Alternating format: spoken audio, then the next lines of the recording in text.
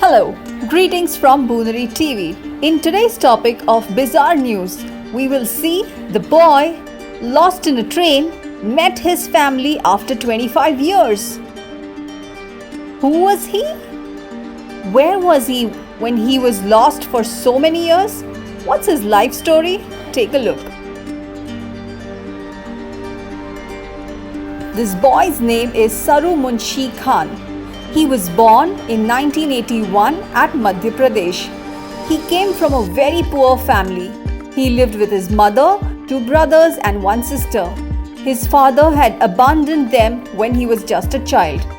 His mother would work hard at construction sites to earn a living by carrying bricks, while the children would do small jobs like sweeping, sometimes stealing food, and sometimes resorting to begging. The siblings didn't go to school. At the age of 5, one day Saroo accompanied his elder brother in a train. They went in the train to look for food or coins people may have dropped in the railway compartments. They got on a train to Burhanpur and were looking for foodstuff in the train. By the time they hopped off the train at Burhanpur, Saroo was exhausted and sleepy. His brother led him to a bench so that Saroo could take a nap, and he told him, "I'm just going off, stay here, don't go anywhere." When Saroo woke up that night, his brother was not there. He was all alone. What did Saroo do? Take a look. At the railway station, when Saroo woke up from sleep, he couldn't find his brother. He saw a train stationed at the platform. He thought his brother was in that train, so he went in to look. But because he was sleepy, he settled back to sleep. When Saroo woke up next morning, sunlight was streaming through the windows and the train was moving through a completely different place which he had never been to. He had no food, no money, and no idea where he was. He reached Kolkata. After deboarding the train, Saroo begged food from strangers or found something from the trash. He was then approached by a man who promised him food and shelter and a way back home. But later, Saroo became suspicious of his intent when he saw him talk to another man. So, Saroo ran away. He lived on the streets for weeks. After which, a kind man, unsure as to how to help the little boy, took him to a local police station.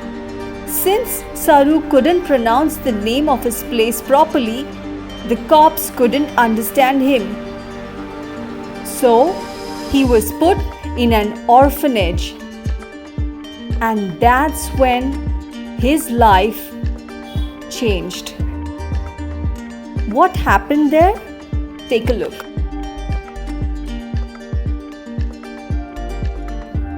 Then, a couple from Australia had come to India as they wanted to adopt an orphan.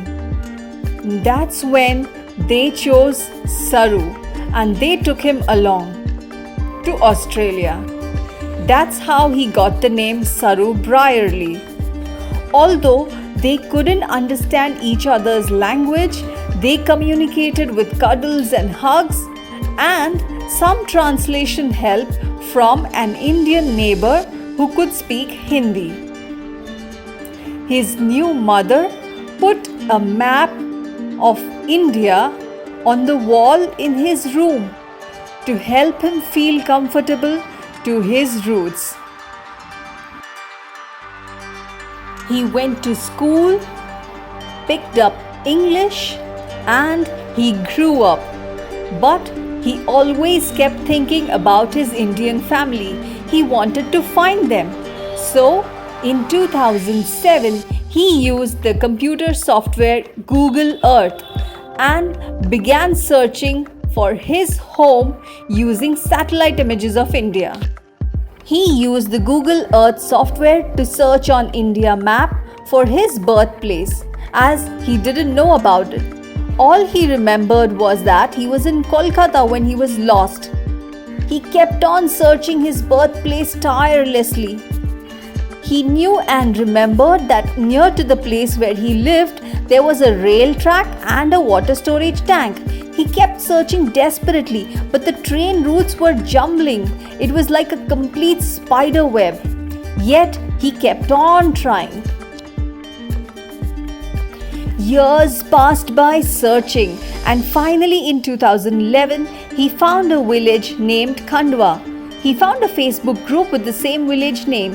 He posted questions about description of that place, and it was confirmed that it was indeed his place. He then came to India in search of his family, walking in the same streets. But the house was abandoned. He had known the possibility of not finding them, maybe because they moved or died, but he kept asking neighbors, showing his childhood photo to inquire of his family.